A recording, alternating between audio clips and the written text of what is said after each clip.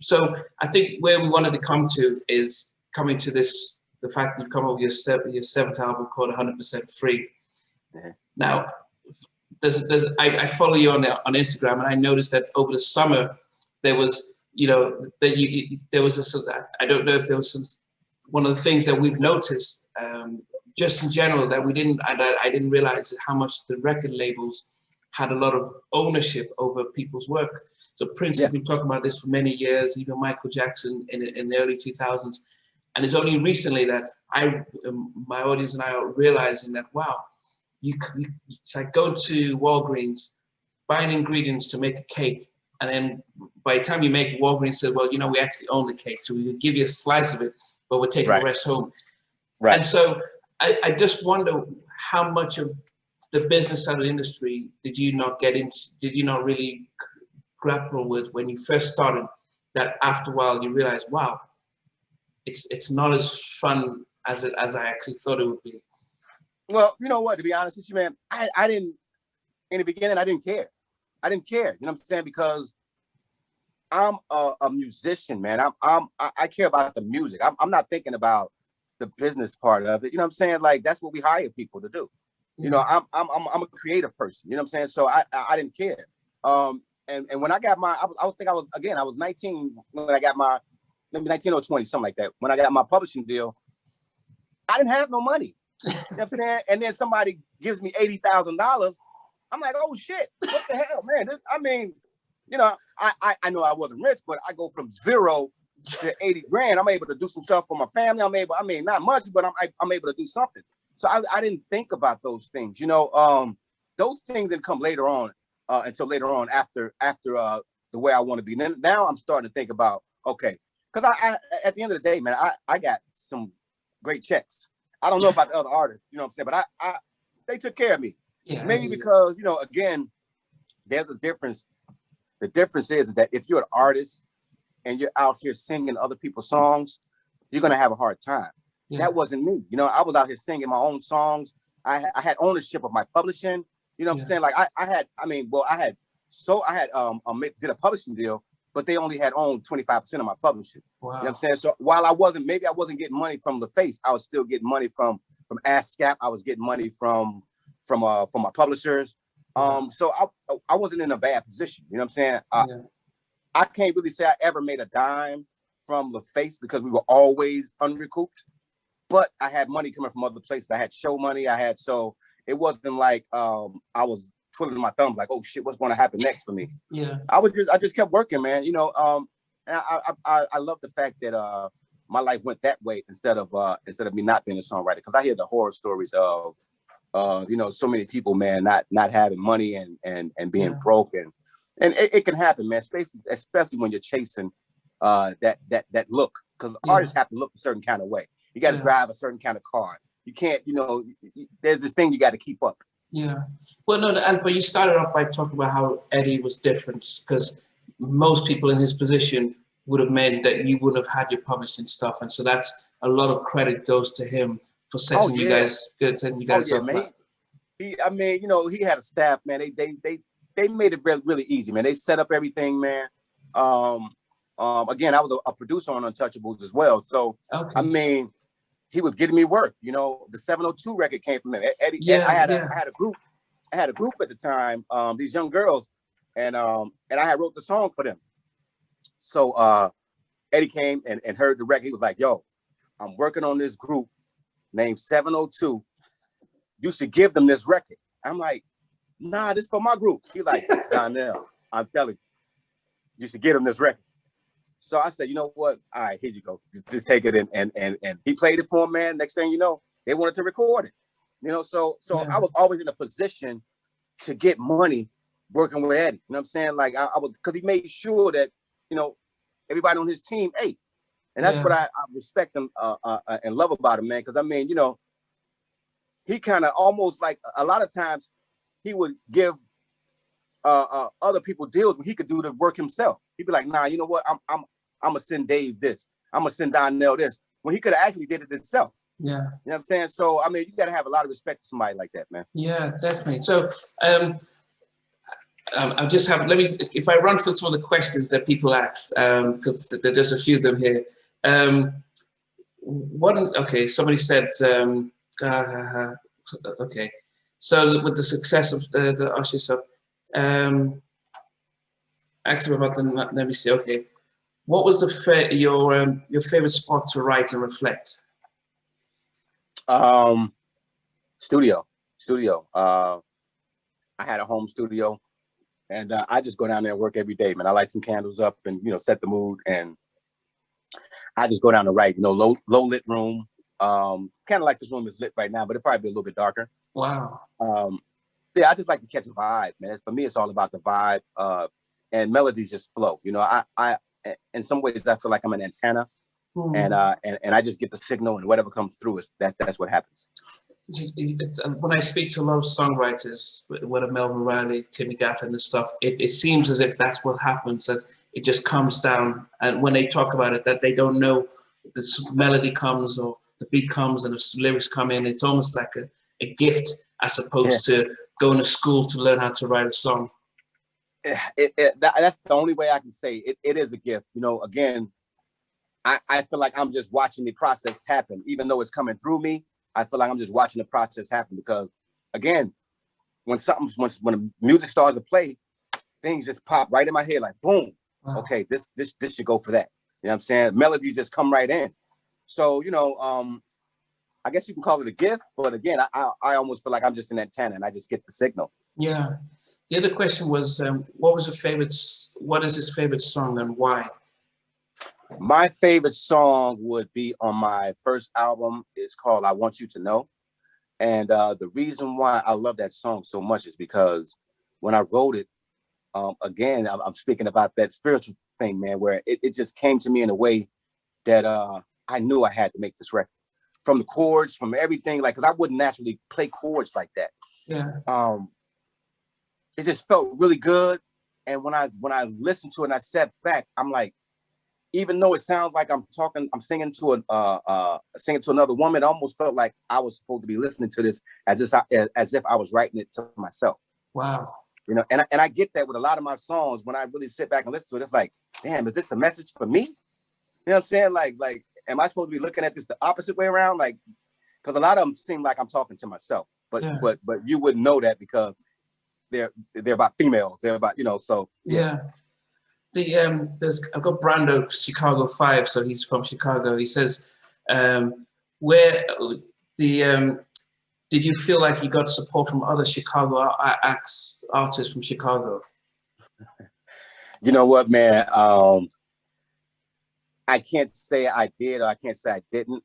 I never reached out to anybody, you know. I believe that if I had a more outgoing personality at that particular time of my life, then I believe that, you know, everybody would embrace me. I never got any negative anything from anybody in Chicago or from any artist.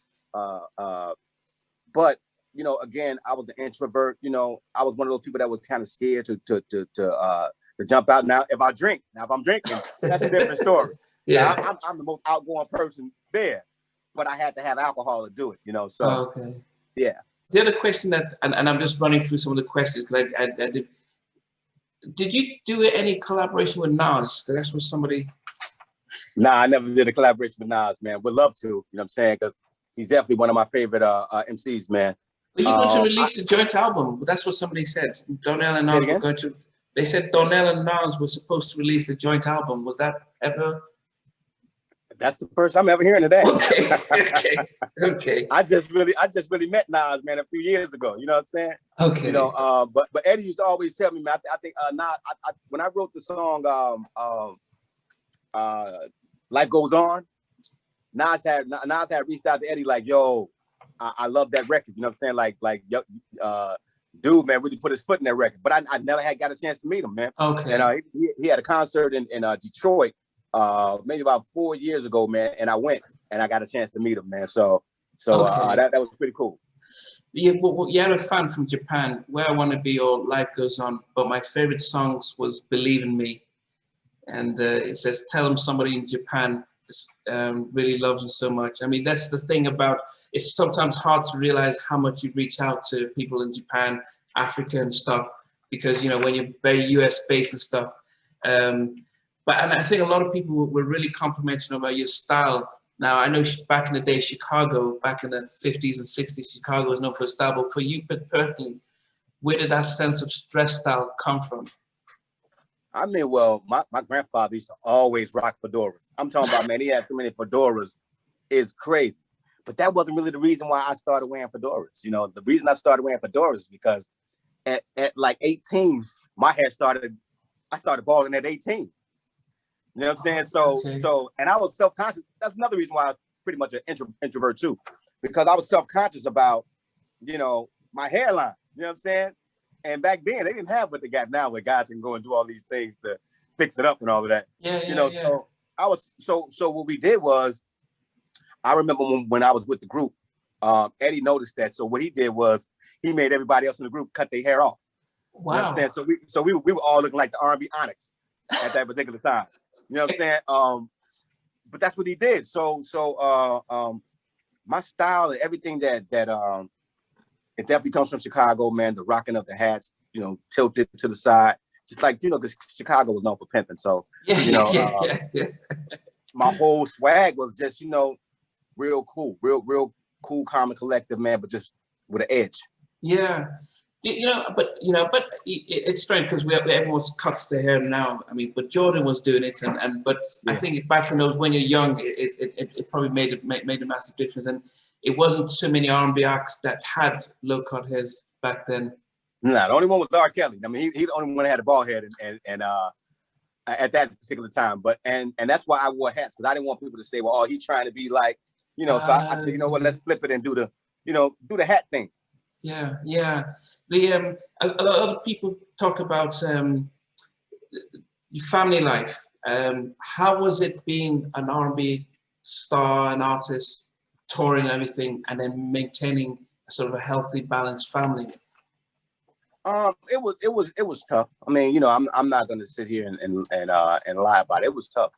I had 4 children at that time. I really didn't get it. I was there financially, but I really wasn't there.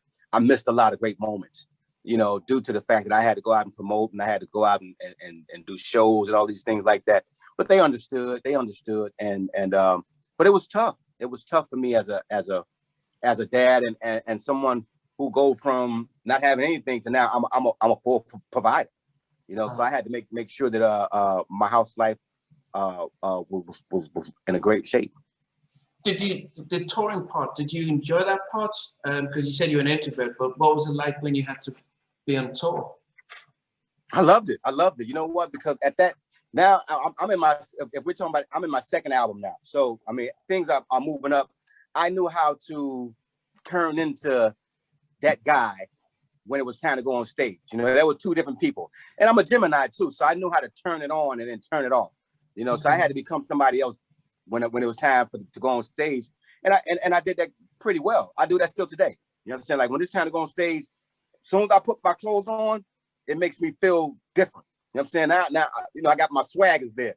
But until I get, it's almost like a superhero. When they put the suit on, then they ready to go. That's how it is for me. Like, when I put my clothes on, I'm looking in the mirror and putting the hat right, and it just makes me feel like a totally different person. Then I go out and do my thing.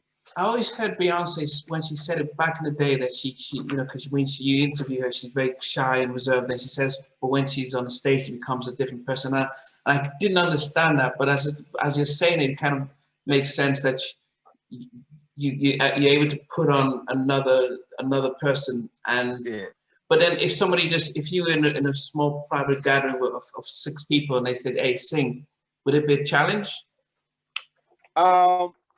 It probably would. Nowadays it probably would, because, you know, I'm just used to doing it a certain kind of way. But when I was a kid, I didn't have a problem with singing in front of anybody. You know, I don't know where these things developed at. You know, but, you know, maybe I picked up some things along the way. But when I was a kid, man, I used to love when girls asked me to sing in a lunchroom. You know what I'm saying? Because I love the attention that I was getting. But again, those are people I knew. I think when I got into the music business, I was a little intimidated by other celebrities.